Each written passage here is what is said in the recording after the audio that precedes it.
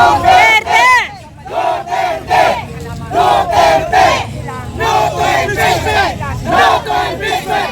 No to impeachment! Mabuhay!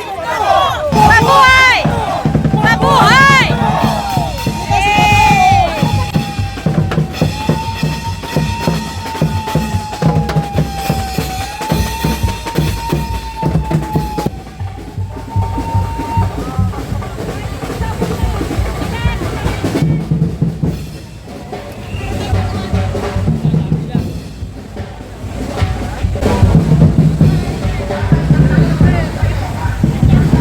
Mga kababayan, napakainit po ng panahon ngayon. Ngunit ang hakbang ng maisog ay muling sumulong. Sila po ay nagmarcha mula sa Lamangka at sila ay papunta ng Supreme Court upang kalampagin ang Korte Suprema. Ang pagkalampag nila, mga kababayan, ay ukol po sa kung gaano katalamak ang korupsyon at kagarapal ang pamumulitika ng mga opisyal ng ating gobyerno. Marami pong taga-hakbang ng maisog ang nandito ngayon sa harap ng Supreme Court.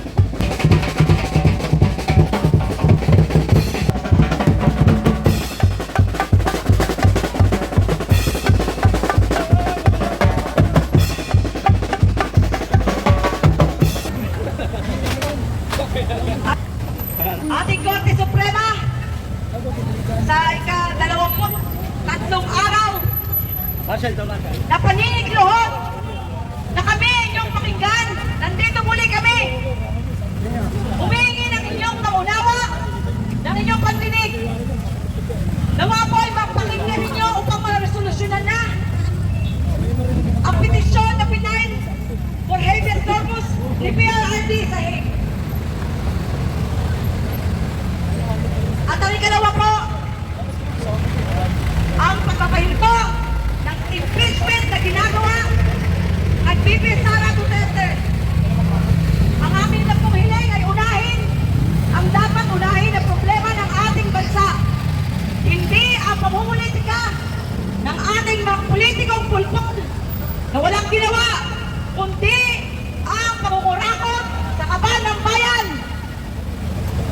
Hirap na po ang taong bayan. Kayo lang po ang inaasahan namin para tumugon sa mga kahilingang ito. Ngayon po ay isa-isa magsasalita ang aming mga leader ng maisog Meta. Ma'am Ron, isang mapagpalang araw mga kamaisog. Diyos ko, nandito na naman tayo. Pang ilang araw na natin? 23 days, ayan. Ano na Ano na Pilipinas? Napakahirap mong mahalin. Grabe. Kamusta naman? Nasaan na ang TRO ng impeachment ni VP Inday Sara na alam naman natin na unconstitutional. Inuuna nila talaga ang pamumulitika. Kawawa naman tayo. Isinihin siya puwera, sinasantabi ang tunay na problema natin dito sa ating bansang Pilipinas. Wala na ba tayong magiging kakampi? Kahit man lang sana yung Supreme Court, yung Korte Suprema, maging kakampi man lang sana natin sa pagkakataong ito. Tama na. Kung tutusin yung impeachment na yan ni VP Inday Sara, hindi naman na dapat talaga yan tinutuloy. Dahil tapos naman yan. Mula umpisa ng pagsampa nila ng impeachment kay VP Inday hanggang ngayon, same pa rin ang issue. Sana marinig man lang ng Korte Suprema o kahit na ikaw, Chief Justice, alam namin na alis ka na. Baka sakali naman o baka naman pakinggan mo ang sinisigaw ng sambayan ng Pilipino. Mag-iwan ka naman ng legasiya. Mag-iwan ka ng legasiya na mapapakinabangan ng nakakaraming Pilipino.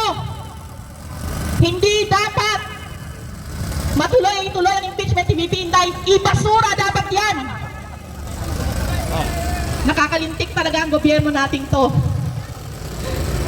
Araw-araw na lang, pati po sa social media, bangayan na magkabilang panig. DDS, loyalista. Ang issue, VP Inday, impeachment. Tama? Walang kasawaan, walang kapaguran. Nakalimutan na yung totoong issue dito sa Pilipinas. Yung flood control, scam na yan. Yung mali-malitang pera na pinagpakasasa ng mga buwayang politiko. Sila ngayon ang namamayagpag. Kailan ba natin sila susumpuin? Kailan ba tayo magigising sa katotohanan na pinaglalaruan na lang tayo ng gobyernong bangag na ito? Nasaan ang ating Pangulo? Nasaan ang kanyang utak? Pinadunayan ba niya nga sa pagitan ng kanyang dalawang hita? Mahal na Pangulo, hindi ka ba napapagod o nananawa sa mga mukha namin dito na lagi mong nakikita na ikiusap kami? Alam mo naman ang totoo. Huwag ka na magmaang-maangan. Alam mo naman kung sino ang talagang tunay na may kasalanan. Huwag ninyong ipukolo ibato sa mga Duterte, lalong-lalo na kay VP Inday Sara. Takot na takot sila. Kaya talagang galgal sila sa pagsampa ng kaso at pamumulitika. Dahil alam nila na wala silang kalaban-laban sa ating mahal na VP Inday Sara Duterte. Mga kabaysog, huli nating isigaw! Duterte!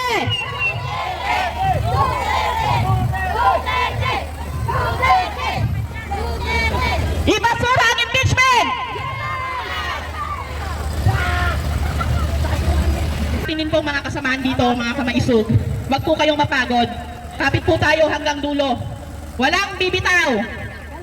Dahil malapit na nating makamit ang totoong desisyon. May mga kakampi tayo, alam ko.